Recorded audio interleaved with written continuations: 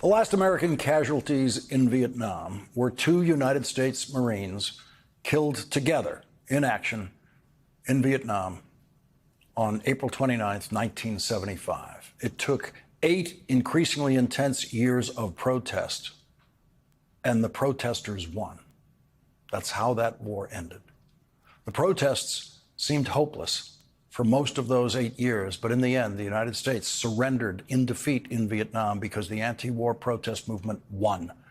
They gradually convinced enough Democratic members of the House and Senate to stop funding America's deadliest war since World War II, and Republican President Gerald Ford had to give up. Republican Secretary of State Henry Kissinger complained for the rest of his life that Democrats in Congress would not allow him to continue fighting that war the way he wanted to. Most of the protesters were somber and serious, like Vietnam veteran John Kerry, who courageously testified to the Senate Foreign Relations Committee and delivered the strongest condemnation of that war that the Senate had ever heard. John Kerry would go on to serve as the chairman of that same Senate Foreign Relations Committee. But there was another side of the protest movement personified by Abbie Hoffman and Jerry Rubin, the leaders of what they called the Yippies. Almost everyone in the protest movement was a hippie, but the Yippies brought a captivating silliness to everything they did. TV news cameras loved the Yippies' antics at protests, including the day the Yippies surrounded the Pentagon, promising to levitate it. And then there were the flower children, the mellowest of hippies who gave the world a different perspective on the National Guard troops who were called out by President Richard Nixon to intimidate protesters.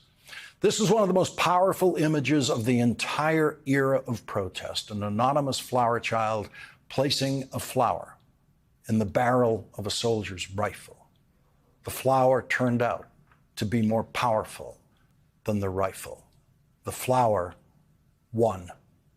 Abbie Hoffman and Jerry Rubin laughed at Richard Nixon. They laughed at Henry Kissinger. They laughed at the federal judge who presided over their trial, known as the trial of the Chicago 7. They laughed at the judge who would be legally empowered to send them to prison, and they turned him into a small man, a small, petty man who, as it happened, never got the chance to send them to prison. Alexandria Ocasio-Cortez saw none of that. She was born 14 years after the last American military soldiers those Marines were killed in Vietnam. But she has had an idea that the Yippies and the flower children would like. Laugh at them. Make them small. Tom Homan, who was the acting director of ICE, who was later allegedly reported to be taking $50,000 in cash in kava bags, whatever, allegedly, according to some of this reporting. This guy is a joke. He is, I am using clean language on this live, but this guy is a joke. Kristi Noem is a joke. J.D. Vance, the vice president of the United States, went behind a podium and went, boo-hoo-hoo, the shutdown is AOC's fault, as though this man isn't vice president of the United States of America. You know what I have to say to that? You look like a clown back there. You're the second most powerful person in this country, and you're crying about me? And you're blaming the whole government shutdown on me? LOL, my guy. Like, laugh at them. Make them small. These people do this in order to make themselves feel powerful. Because deep, deep, deep down inside, they feel and know how small they are. And in order for a small person to feel big, they have to crush someone else. And like that is what their whole political identity is all about. It is about this forced supremacy that is based on nothing because they feel and know how small they actually are. The point is that they are scrapping and grasping at straws because they have nothing else. Laugh at them. Stephen Miller is a clown. I've never seen that guy in real life, but he looks like he's like 4'10", and he looks like he is angry about the fact that he's 4'10. And he looks like he is so mad that he is 4'10 that he's taking that anger out at any other population possible. Like, laugh at them.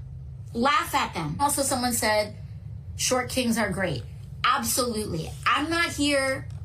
I want to absolutely make sure that I talk about that. I'm not here to make fun of anyone's anything, but the way people overcompensate over their own stories is what I'm talking about there. One of the most powerful cultural things that you can do to a political movement that is predicated on the puffery of insecure masculinity. That's what this is about.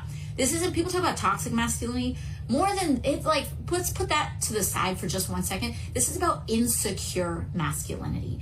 And one of the best ways that you can dismantle a movement of insecure men is by making fun of them.